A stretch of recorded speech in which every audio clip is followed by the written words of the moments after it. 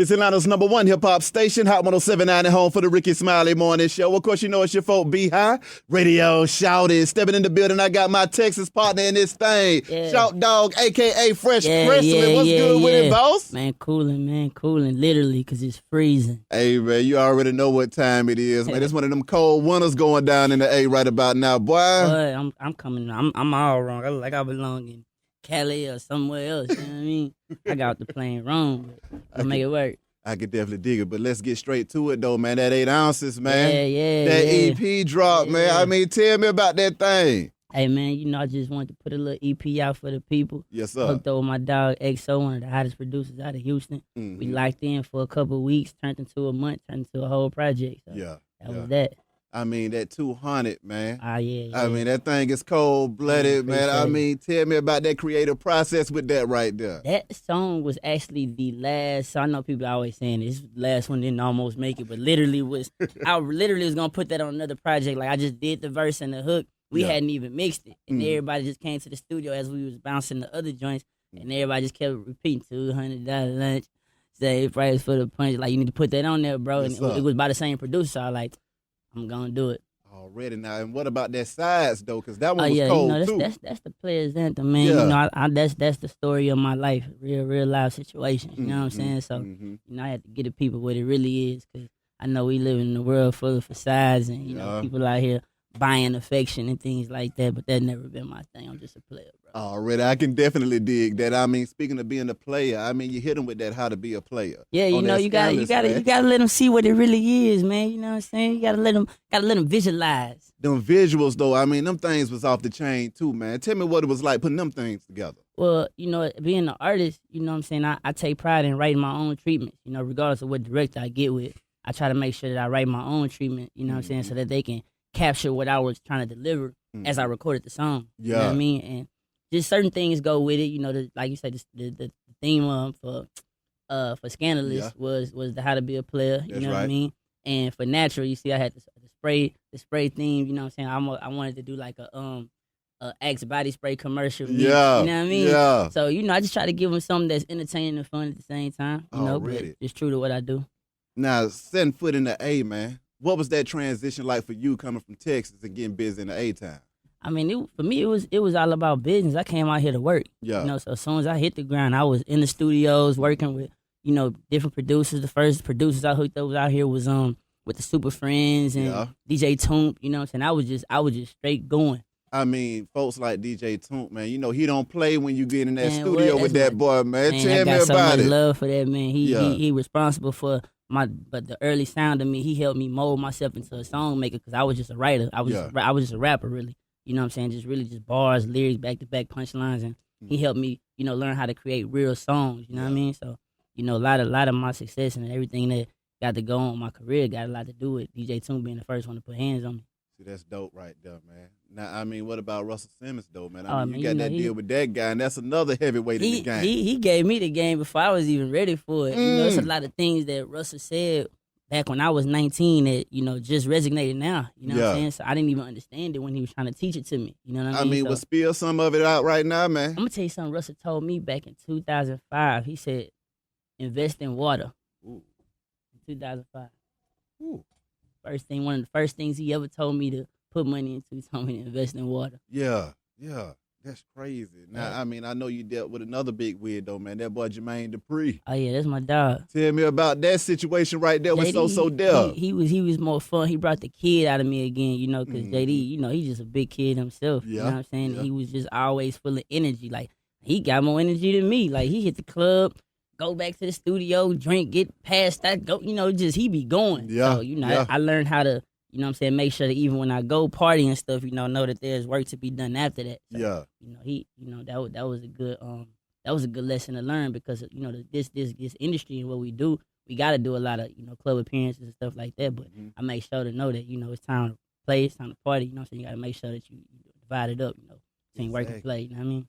Now, I mean, your track record shows that, I mean, basically you have to be a great because you done surrounded yourself with all of the greats, okay? I mean, everybody you done got game from. I mean, Lil Wayne, that Young Money, man. I mean, like a track, like, man, you know, when you not like to call myself a dope lyricist, you know, talented artist, so you know, it's only right that people who are, you know, great in this field, they see that. You know what I'm saying? And you can't deny that regardless of who it is. A lot of people I see coming up that, you know, I can't wait to be around the young cats coming up, the younger guys, you know what I mean? So it's, you know, it's like attract like. Being over there at Young Money with the likes of Drake, Nicki Minaj, Lil Wayne, and all these folks getting busy, what was it like putting down music over there, and what was the atmosphere like? It was fun because it was like almost like a boot camp type of thing. Like you always want to be on top of your A game. First thing you get on the song with Wayne, you know what I'm saying? So you got to make sure that every time you get on the song with him, you come with it. And, you know, I was fortunate enough to be able to do that, and that just brought out the extra competitiveness, and also just made me stand tall. And every time I, you know, step up to the mic. I mean, during that time over there, man, I mean, what jewels did you pick up over there? Hard work.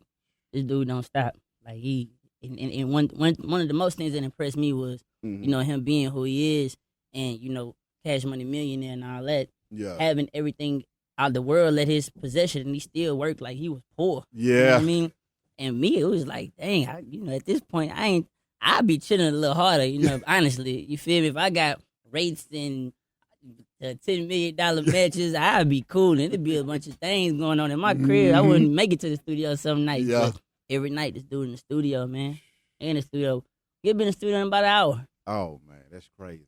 Now, coming out of that H-Town, man, the likes of Scarface, UGK, Lil Kiki, all of them legends. What is it like being a part of that legacy right there? Man, it's more than words, bro, because I was blessed. I'm blessed to be able to say I worked with most of the guys you named, you know what I'm saying? And coming up, those were the people I looked to. Those people on my radio station, on top of my CD covers, you know what I'm saying? So once I was able to establish myself as an artist and get calls from them to come work, and when I called, they come work, it was a beautiful thing, you know? What more could you ask for, you know what I'm saying? Can't ask for much more, man, but I mean, that Southern Flame Spitter series, man. Yeah.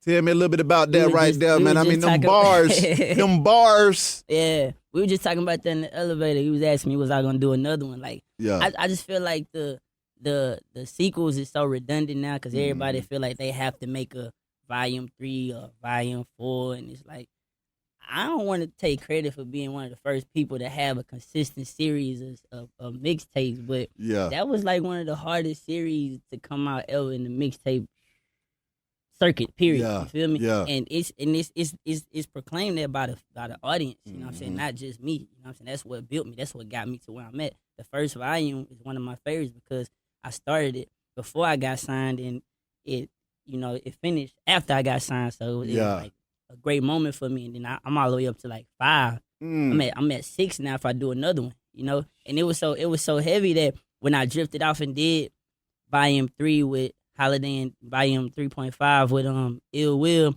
Cannon hit me and was like, bro, we gotta make a pact. You can't do no more Southern Flame Spitters without me, because we started it. You feel me? So like I was telling him, if Cannon wanna do another one, I might let it be the last one, but you know, I'm kinda over the sequel. You know what I mean? Cannon, he's a big wig in the game too, man. I mean, what kind of game did you get from that guy? Because I mean, Cannon knows it all. Man, Cannon is I like the fact that he's still hip hop. Yeah, he is. Regardless of what he got going on, and, you know, he's still hip hop. So he bringing that hip hop out of me. I know I can't put out a flame spitter without having some of that boom bap on there and give him some of them lyrics. You know what I mean? Because Cannon want to hear it. Exactly. Cannon put me on a lot of joints that people never heard my verses. Like it was, you know, when Cannon was doing them songs where he'll have Freeway and all these other. I was on a lot of them songs, but people don't know my verses was on there. You know what I'm saying? So I came for a few cats. I'm gonna let them make it though. You know what I mean? That lean with Big Mo sampled on that thing, though, man. Just talking about that, bro. Break it down to me, man, because that was a little crazy right there. Man, one of my favorite joints. I had never heard nobody like sample Mo from my city like most people do. You know, they sample Kiki or they sample Fat Pat. You know what I'm saying? Pimp C and Bun. Yeah. But nobody had ever sampled Mo because Mo sings. You know what I'm saying? So, and I got with C-Note. C-Note know how to play them keys and them chords. So he was able to, you know what I'm saying, match the tone and put it in that right pocket. And that was one of my favorite things. Yeah. You know what I'm saying? Everybody know how I am with the lean. So, you know, it was perfect. It was a perfect marriage. Now, when it comes to ghostwriting, man, and putting that pen to that pad, how do you feel about that versus being a performer? I love it, man. I love to be able to help somebody else bring their ideas to life. Because the way I write for other people, I try to get a feel for who you really are. You know what I'm saying? Because my whole thing is focused on being as authentic as possible. That's you know right. What I'm saying? Tell your story. Even if you can't don't know how to put it in the type of words that I can. Tell me your story so I can, narrate that for you. You feel me? Yeah. That just be me right there. But I enjoy writing for other people just like I enjoy writing my own music. See, that's cold. Now, to date, though, man, I mean, 2 Chainz. Yeah. That TRU fam, man. Street execs in the building. I mean, Bankroll, Schoolie. Yeah. All of these hard hitters, Travis Porter, all of these hard hitters in one room, man. Yeah.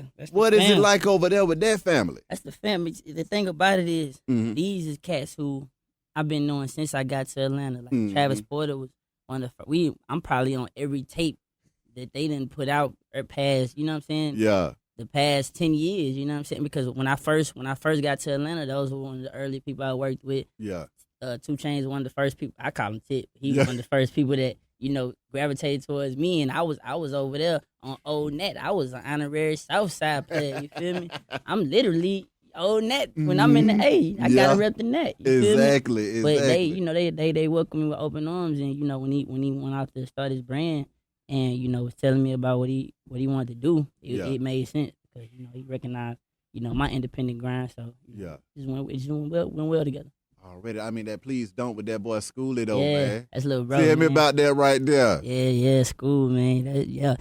School very talented. Yeah, he bro. cold. He super is talented, dog. I love everything he do. You know what I'm saying? Now, recording with the fam, what is the creative process over there though, man? Because I know y'all got the setup and the layout all over the place over there right now.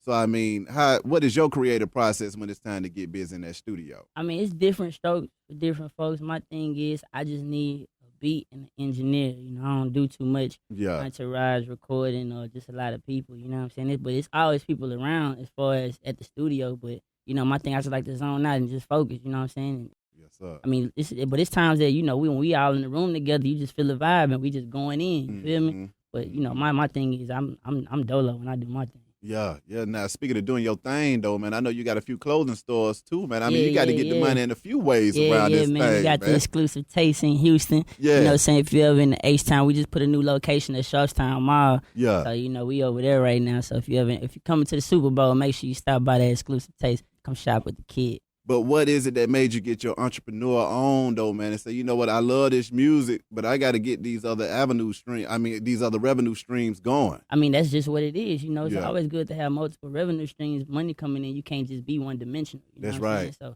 when the opportunity presented itself, I jumped right on it. You know what I'm saying? Because I like fashion, too. You know what I'm saying? Most of the stuff I get is from my store. You know what I'm saying? And if I'm getting a player discount, why not? Yeah, you know what I mean?